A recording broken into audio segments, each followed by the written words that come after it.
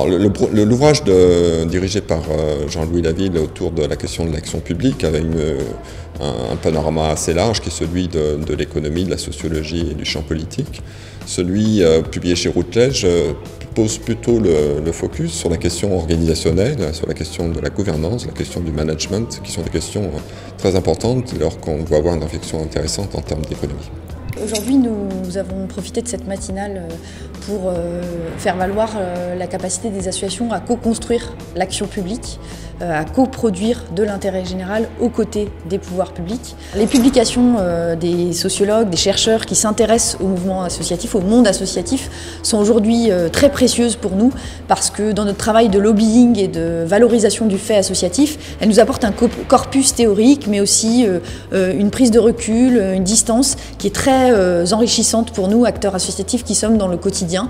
Je pense que l'un des premiers apports de l'ouvrage, c'est de remettre en cause ce conformisme qui s'est installé, qui veut que les associations soient un sous-service public, que ce soit le cheval de Troie du désengagement de l'État. En fait, on constate qu'il y a eu plusieurs périodes. Une période des 30 Glorieuses dans lesquelles les associations effectivement sont devenues des prestataires dans le cadre des politiques de l'État social, très largement. Mais il y a eu ensuite une effervescence associationniste qui a posé de nouveaux problèmes, comme les problèmes écologiques par exemple, ou les problèmes de rapport entre les genres qui ont été posés aussi dans cette même période. Et puis, il y a aujourd'hui une période plus néolibérale dans laquelle les associations essayent d'être uniquement jugées en fonction de l'efficacité et de l'efficience de leur action. Or, les associations, dans leur réalité, une fois qu'on s'approche de leur quotidien, débordent de ces cadres dans lesquels on essaie de les faire rentrer. Et puis, il y a une montée en puissance de toutes ces associations sur des thèmes nouveaux.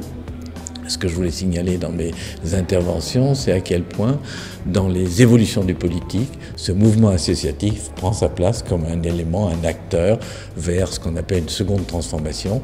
Et pour avoir une seconde transformation, il faut aussi en construire les buts, les visions à long terme. Et je crois que dans la globalisation et tout ce qui se passe autour de l'environnement, on a là une opportunité d'avoir quelque chose qui resitue l'ensemble des citoyens du monde dans une vision de long terme.